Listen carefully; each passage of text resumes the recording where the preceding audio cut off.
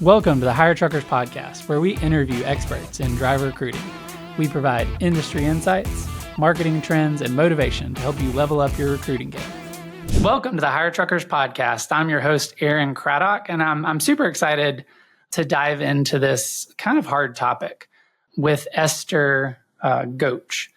And she is the executive director of Truckers Against Trafficking. And so if you remember back to episode 5, we had Micah Larson on. And that was actually, I got some good feedback on that episode where people are like, I'm glad you're, talking out more about this issue that's so prevalent just in the United States and in the trucking industry specifically. So disclaimer, this episode has sensitive content. And so if anything about the sex industry or anything like that, you don't want to hear that, I recommend kind of turning it off right now and not going into this episode, and then just join us for the next episode. So Esther, welcome to the show. I really appreciate you joining us today. It was great, meeting you at different industry events. One thing I really appreciate about Esther, having been in this role 9 years, is just her and her team do such a good job of doing things with excellence. So we're working on like a little project in the industry, and just their level of detail. We were on a call yesterday, and the level of detail that they went into just with preparation of here is how we're tackling this issue, and then follow up, I just really appreciate as a business owner, because I think so much in this industry we see, just in the trucking industry, really in any industry, like people do things with mediocrity. But one thing I appreciate about Truckers Against Trafficking is they leverage resources really well and use them where they have high impact. And then they just do things with excellence. And that's from meeting 6 different people on their team over the last few years. Everyone I've encountered does that. And so Esther, you do just a great job leading. And I really appreciate you taking the time. I know how busy you are, and you're just in Europe speaking, and appreciate you joining us today. Yeah. Well, thanks, Aaron. It's so great to be here. Really looking forward to our conversation. And I do get the pleasure of leading an amazing team and, quite frankly, inheriting an incredible legacy of leadership that has that high quality standard and really focusing on doing what we do well. So I certainly can't take credit for all of that, but it's the team, but it's also our partners who expect that of us, but also give that back to us in return. So it's pretty cool to be a part of. That's great. And so talking about that, like, just how was Truckers Against Trafficking founded? What's the origin story? And then after that, I want to dive a little bit into just what's your background and how you connected with that. So we'll start with what's the origin against Truckers Against Trafficking?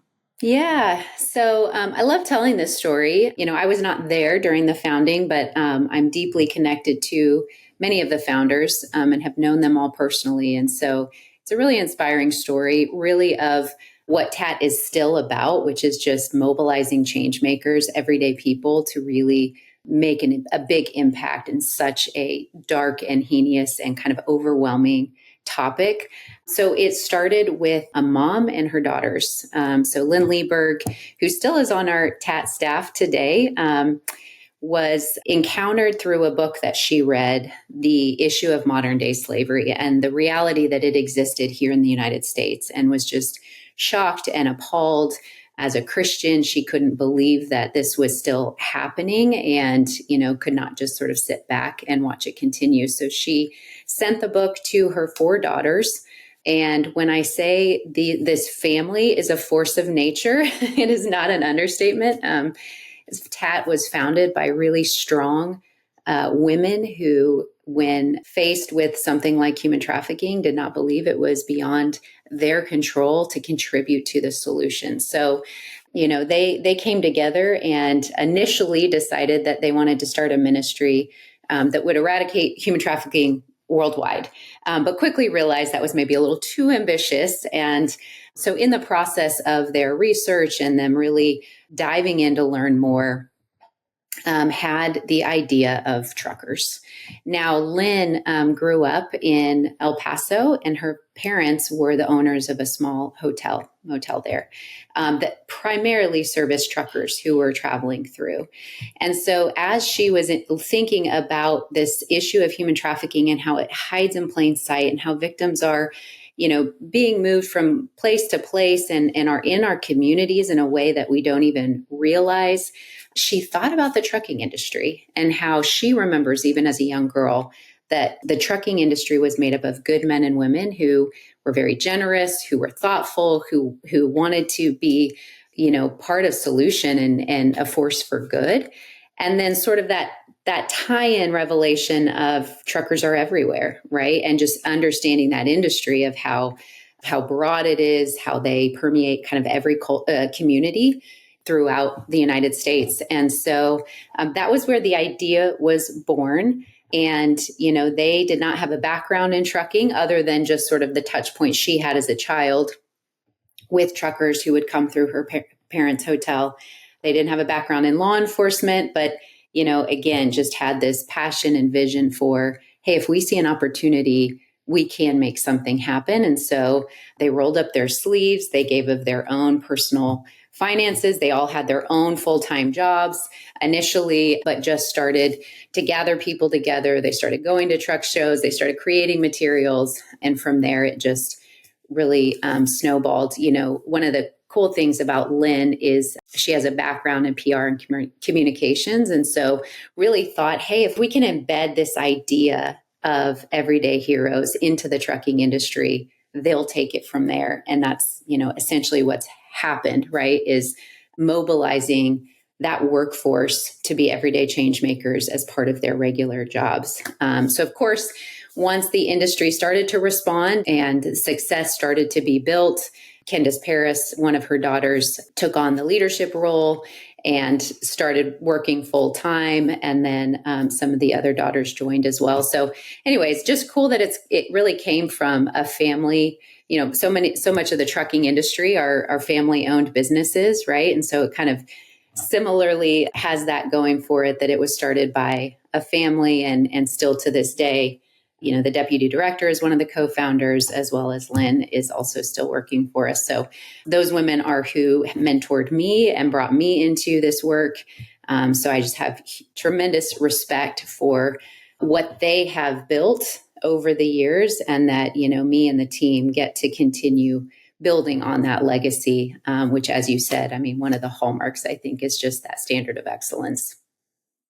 Mm-hmm. And so how did you end up becoming an abolitionist and joining this organization? Yeah. So, probably not unlike a lot of other people, to state it simply, when I became aware of the issue, I just couldn't not get involved, right? So I met the former executive director, Candace Paris, just through my local community when we were living in Denver.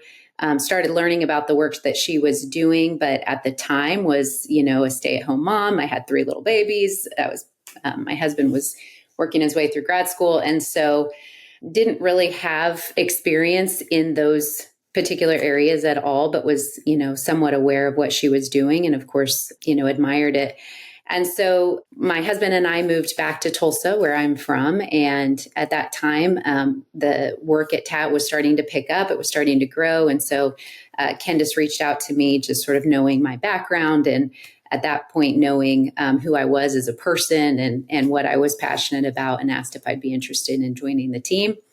And so, I took better part of a week to really dive in, really, what am I getting myself into? And it was at that point, right, of just, reading and watching videos and just diving into the topic that I think a lot of us just don't think about, right, in the course of our maybe everyday jobs. This topic is one that is reserved for those really difficult conversations, right, or those things that we like to turn away from and pretend they don't exist.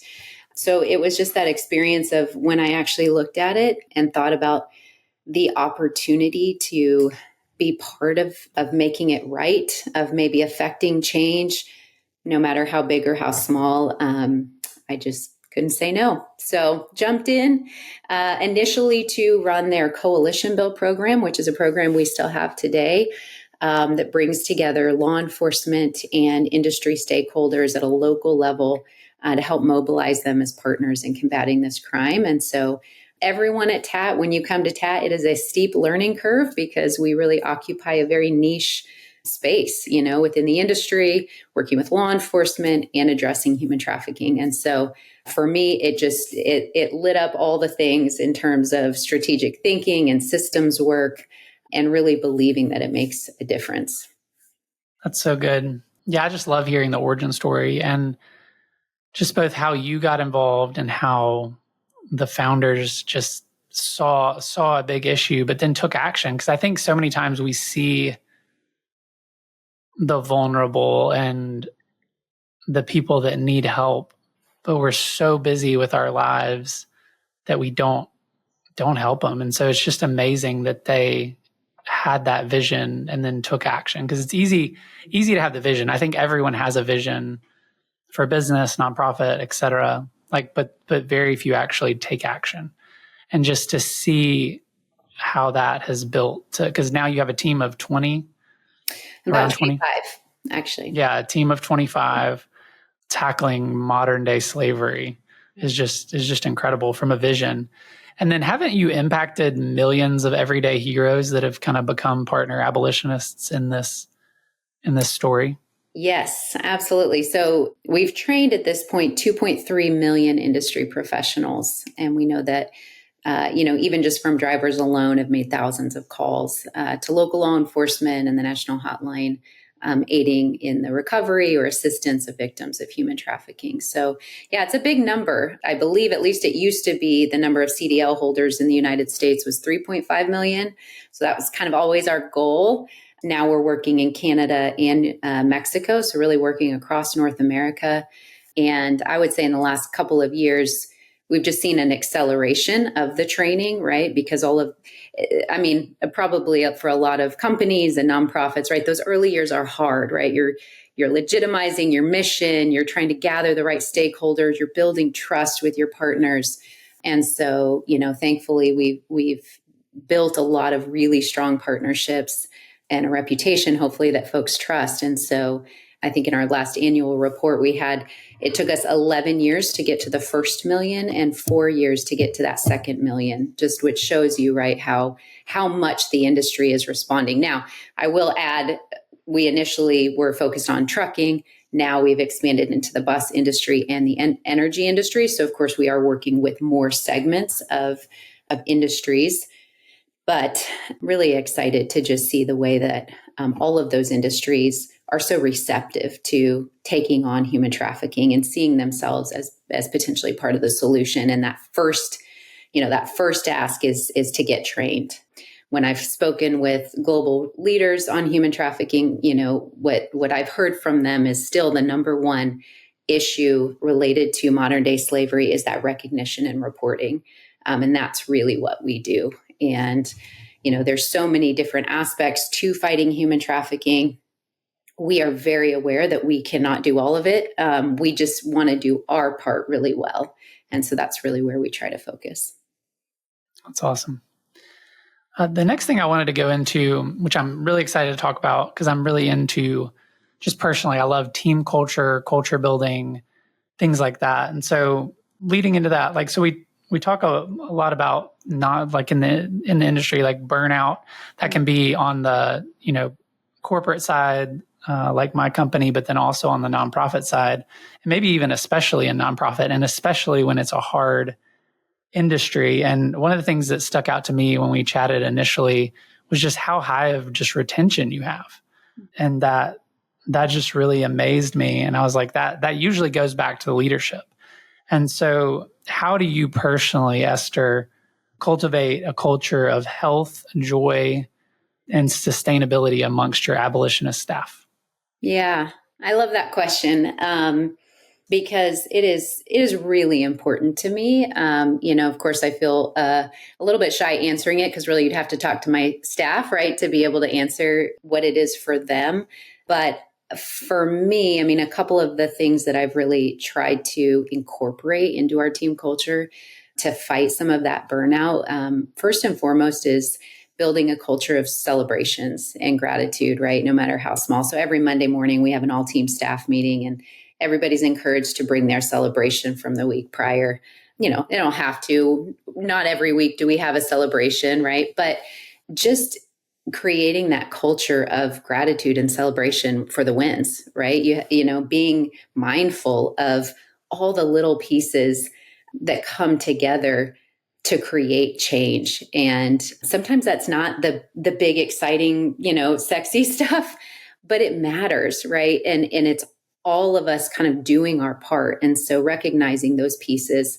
So, really trying to build a culture of celebration. And I will say over the last couple of years, certainly there were things that leadership did initially to try and introduce that concept. But just over the last couple of years, I've seen the team take over in that way, right? And it become this organic kind of outflow of people's expression of their work, which is so gratifying because ultimately I want people to love their work as much as possible. We all have parts of our job that we don't enjoy, we have to do, and all that kind of stuff. But trying to really match folks who have, and it's so important in nonprofit, right? Nonprofit, it is common to have burnout. It's common to be sort of burning it on both ends. I know that's common in corporate as well.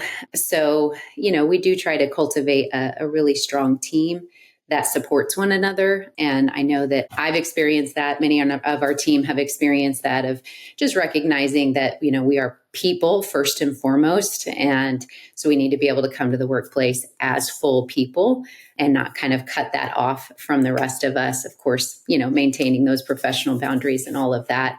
One of the things that a mentor said to me that's been really helpful as a leader is, sort of always balancing the program and the person, right? And that the ideal is to have them both in positions of strength, and that those will kind of ebb and flow, but to always be looking for that balance. Ultimately my job is that we are able to deliver on our mission and keep our programs strong. And so that is a very important thing. But if the person is down here and is not doing well, right, that program is going to suffer. So how do we kind of hold both of those things as vitally important to our success as a team, as an organization, and in ultimately, delivering on our mission? And then I'll also say, we have a tremendous board of directors that is so supportive, which helps my job be a lot easier if I can advocate for staff, if I can provide competitive compensation, if I can give benefits for time off and things like that. All of that, again, is kind of centering it around, yes, the work we do is important, absolutely, but it's only as strong as the people who are moving it forward. And so just kind of keeping that central to everything we do as well. That's cool. I feel like it's hard. Like I haven't seen many teams do that well, like incorporating the celebration and the wins just into kind of a weekly cadence. And it's cool. I think that shows just really like true, genuine, really good leadership when the team buys into that and they start creating it.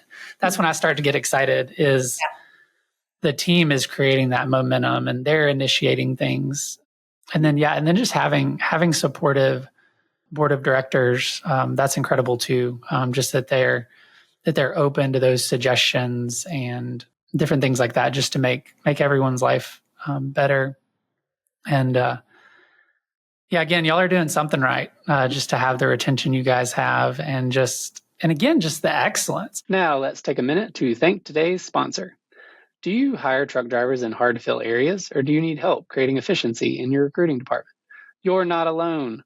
With 50 plus years experience, Trucking Clicks specializes in data-driven strategies, industry-leading customer experience, and custom solutions that'll get you to your goal. Trucking Clicks is your go-to place for high-quality, direct leads at scale. Visit truckingclicks.com or call 512-982-0816 today. How do you maintain kind of that, just even think into your team's follow-up? Like, I've just been really impressed, just even with your follow-up of like, hey, here's this follow-up resource, and then here's the plan, and then a follow-up to the plan, like just restating things. Like, how do you, and I saw the same thing just with Micah, just back when we initially reached out, and then his kind of follow-up on some different things you've worked on. How do you maintain that? Like, how do you maintain excellence? Such a great question. Yeah, so a couple things come to mind. One is that I think at the end of the day, myself included, maybe not every person on our team, but we're kind of systems nerds. Like we love the complexity that within which we work, which is from trucking, right? If you think of shipping and logistics, the energy industry, truck stops, law enforcement, right? They are all these very complex networks made up of people and who represent agencies and companies. But at the end of the day, again, it's people who generate action. And so we love to think about the systems that exist and how to kind of infiltrate those systems with good, right? How to infiltrate those systems to fight human trafficking. And so that's what lights a lot of us up. That's why I think we like to be really thorough and thoughtful, is some of that systems change thinking. And then the other thing that leads to, right, is what I just said. It's always people behind the organizations. And so one of TAT's kind of core principles is around relationship building.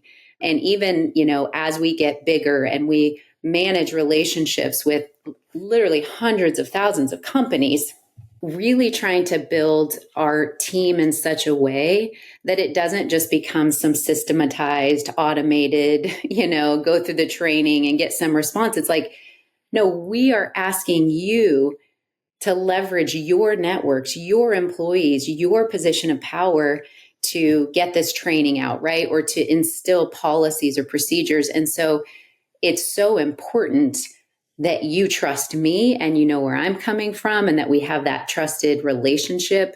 The other thing I think of is just, the industries we work with, the people we work with, they're the experts in their fields, right? We're the experts in human trafficking. They're the experts in their fields. And so I want, us to be the ones that inspire them to think about human trafficking and where it might show up in their work, how they can intersect. But if they've got a light bulb moment of like, hey, my company utilizes this type of training, do you have something available, that we're the one they call, right? To say like, hey, what do you think of this? Do you have some kind of resource or process or something? And for us to be nimble and adaptive to our partner, right? And what's going to make sense for them. At the end of the day, working with companies, they have a bottom line. We understand that. Have a business model. And while I think the majority of people want to do good as part of their 9 to 5, they have competing priorities. And so we want to make it as easy as possible, right, to seamlessly integrate combating human trafficking into their 9 to 5. And you can't do that if you don't have a strong partner type of relationship and communication. So that's the other piece. Then just kind of from a functional piece, and if, my staff listen, they will get a good chuckle. Our onboarding process is really intense. I mean, our interviewing is intense, and our onboarding, because we understand, one, we are looking for longevity. Like if we're going to put a ton of work into training somebody to be able to do the work that we do, we want them to stay for the long haul. And also, like I said at the start, it's just a really kind of niche area that we occupy. Like you said, I was just in Europe and was just struck with how really nothing like TAT exists anywhere else in the world. I mean, it really is a very unique nonprofit model. And so to recognize that when folks come to us, they are coming to us with all sorts of skill sets, but probably not all the intersections that we're going to need for them to do their jobs well. We're a fully remote team. We travel, right? We speak on a really heavy topic, but then we function in a corporate setting most of the time, right? Working with businesses, even owner operators or employers of large workforces. And so there's a lot within that to kind of learn how to navigate, read the room, pick up on, hey, what does Aaron need? What would be the best next step for him and his company in fighting human trafficking? And so all of that, I would say, just does require a lot of training and a lot of sort of on the job training. And, as I'm not sure how big your company is, but as a small nonprofit, that takes a lot to onboard somebody, right? Especially if you're looking at a 3 to 6 month process. That's a lot of other staff that is being utilized to train that individual. And so we are dedicated to that because we really believe that what you put in is what you get out. And it's kind of that art and science, right? You just are really looking for what you feel like will help build the team and build the organization. And there are misses along the way, but we're really dedicated to kind of doing that front end training and investment in our people. That's incredible. I'm so glad I asked, because I think sometimes people think this stuff happens on accident, or as a coincidence, that culture just happens. And it doesn't. I mean, culture naturally decays, and there's naturally tension and conflict and mediocrity. And so it's just really cool hearing you, Esther, just hear just the intentionality of just everything from wins to the value of people. People generate action. And that's really what I've seen you guys do, is partner with organizations like in the corporate world, whether it be large fleets, truck stops, et cetera. But then you empower and delegate and let them be the change agents. Yeah. And you don't try to maintain all the control. I see you guys really quickly being like, okay, here's your strength area. And then empower them and speak it into them that they can have the impact. And it's just so cool to see it work. And so it's no accident that you have the retention that you guys have. It's no accident that you guys have impacted millions of people, and that it's no accident that it's accelerating. And so I really appreciate you giving that thoughtful answer. And just to the audience, which is, fleet executives, director of recruiting, C-level, just everybody in the transportation industry, just think about that with your teams. Are you being intentional with systems? Are you being intentional just celebrating the wins? That's one thing we do on our teams, is just celebrate the wins every week. And it's just super powerful. It could seem, monotonous and repetitive, but it just adds life and adds value. And so, I just really appreciate, Esther, you diving into that specifically. There are two more things I want to make sure we cover, and we're running short on time, but we're going to get them in. So I want to hear specifically about this trailer you're working on. So my first exposure to TAT, for some context, was I used to work for a company that owned the Great American Truck Show, that was in Dallas every year. And I saw one of your trailers, and I walked through it. And it was really powerful, because it was kind of my first exposure to any of this. So tell me the exciting thing you're working on right now and how people can get involved. Yeah. Thanks for asking. Yeah. So what you saw was what is called our Freedom Drivers Project, or our FDP. We have had that exhibit since 2014. It's traveled the country across US and Canada, literally educating hundreds of thousands of people about this topic, everything from industry folks to legislators to community members to children, right? So it reaches into so many different diverse communities, really with the message of, talking about human trafficking, reading about stories from survivors, humanizing this issue in a way that, for a lot of years is lacking, though I think it's getting better, but just raising awareness. And then, one of the things that TAT is also just really focused on, right, especially when we're talking about human trafficking, is empowering people, everybody. Everyone can do something. Everyone does have a role to play. Yes, it's overwhelming, but it really requires everyone getting involved. And so everything we do, we want to have it be a message of empowerment and action oriented.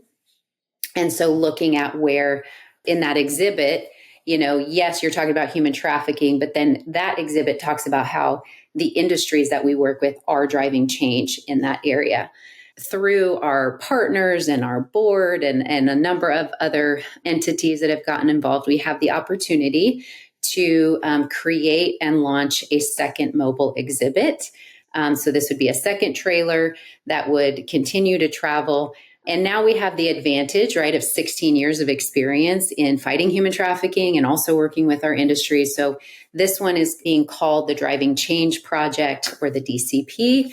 And it builds on that initial awareness message to really talk about some of the vulnerabilities and the root causes of human trafficking, still utilizing survivor voices as the cornerstone of this exhibit, both from, their experiences in exploitation, what those vulnerabilities were that contributed to their exploitation.